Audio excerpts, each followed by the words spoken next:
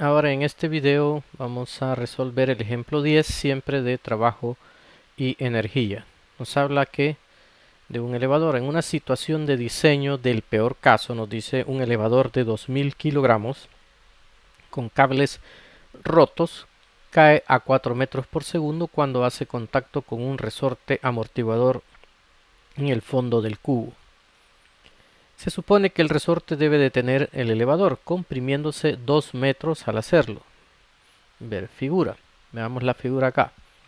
Quiere decir que el elevador en este instante que vemos va a hacer contacto con el resorte. Es decir que el resorte acá está en su posición de equilibrio. En el momento que hace contacto el elevador con el resorte, la velocidad que trae es de 4 metros por segundo. Durante el movimiento, dice, un freno de seguridad aplica una fuerza de fricción constante de 17.000 newton al elevador.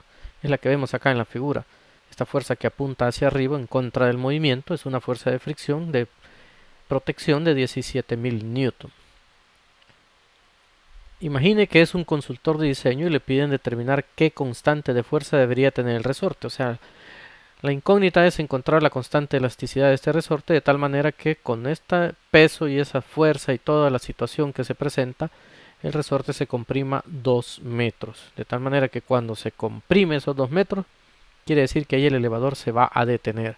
Su velocidad en ese instante va a ser 0. Entonces acá nos han marcado ya los puntos en estudio. El punto 1 en el momento en que entra en contacto el elevador con el resorte.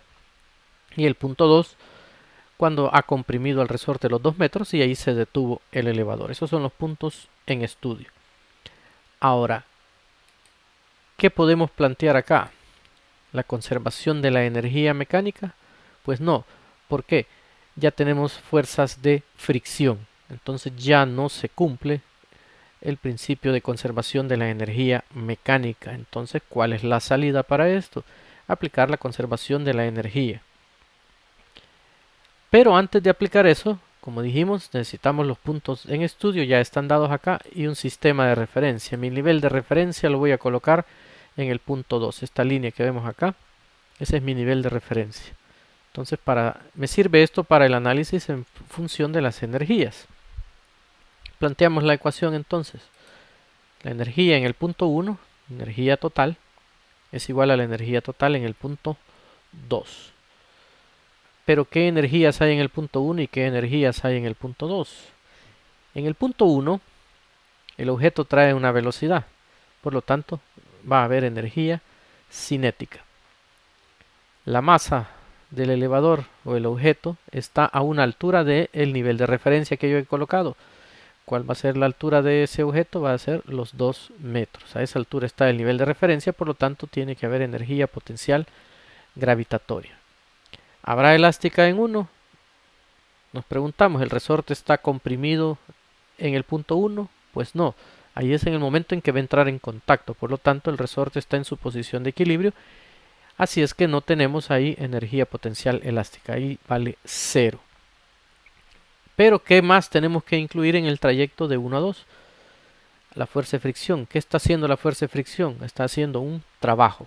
Entonces tenemos que incluir en el lado de la energía 1 ese trabajo que hace la fuerza de fricción al desplazarse los 2 metros al comprimir el resorte. Y en el punto 2, ¿qué energías van a haber?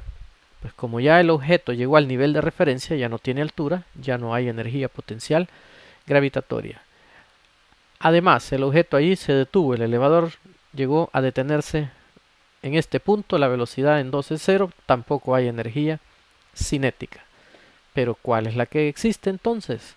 Como aquí ya tiene comprimido el resorte, lo comprimió 2 metros, aquí ya aparece la energía potencial elástica. En el punto 2 sí hay elástica. Dicho todo eso, vemos el planteamiento de la ecuación. Dijimos, al pasar de 1 a 2 va a haber un trabajo, que es el trabajo de la fuerza de fricción. En el punto 1 hay energía cinética por esta velocidad. Y también hay energía potencial gravitatoria porque está a una altura de mi nivel de referencia. No hay elástica porque este no está comprimido. Y del otro lado, pues ya vimos que se detiene el elevador, ya no hay altura. Lo único que hay es energía potencial elástica porque ya está comprimido el resorte. Esta sería el planteamiento de mi ecuación. Ahora sustituimos cada una de las cosas. El trabajo de la fuerza de fricción sería la fuerza de fricción por el desplazamiento, lo hemos llamado delta H, por el coseno del ángulo entre la fuerza y el desplazamiento. La energía cinética, un medio de la masa por la velocidad al cuadrado, en este caso la velocidad en el punto 1. Y la energía potencial gravitatoria, masa por gravedad por altura en el punto 1. Y al otro lado, la energía potencial elástica, un medio de K por x2 al cuadrado. O sea, la posición del objeto en el punto 2 elevado al cuadrado. De todo esto, ¿cuál es mi incógnita? Pues la constante de elasticidad del resorte está acá. Sustituimos lo que conocemos, pues la fuerza de fricción ya nos la dan, 17.000 newton. ¿Cuánto se va a desplazar del punto 1 al punto 2? Son 2 metros, este es el desplazamiento. Y como el desplazamiento es hacia abajo y la fuerza de fricción hacia arriba, van en direcciones opuestas, el ángulo entre ellos 180.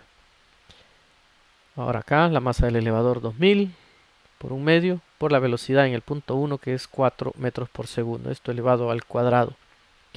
Y para la potencial gravitatoria la masa 2000 kilogramos por 9.8 metros por segundo cuadrado por la altura que es 2 metros. Y en el otro extremo un medio de K por lo que se comprime el resorte, pues se ha comprimido 2 metros también, esto elevado al cuadrado. Hecho esto, hacemos las operaciones matemáticas acá de cada una de estas multiplicaciones. La primera, menos 34.000 joules, la segunda, 16.000 joules, la tercera, 39.200 joules, y de este lado pues solo reordenamos un medio por 2 metros elevado al cuadrado por K. Vamos a sumar algebraicamente estos y este término va a pasar a dividir. Antes de eso, aquí está la suma, 21.200 joules igual a un medio por 2 metros, esto al cuadrado.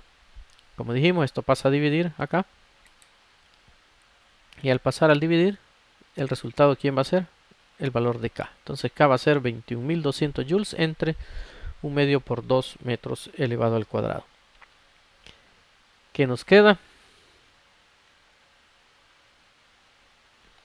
10.600 newton por metro. Esta sería la constante de elasticidad que debería de tener este resorte para que el elevador cuando choque con él solo baje 2 metros y se detenga.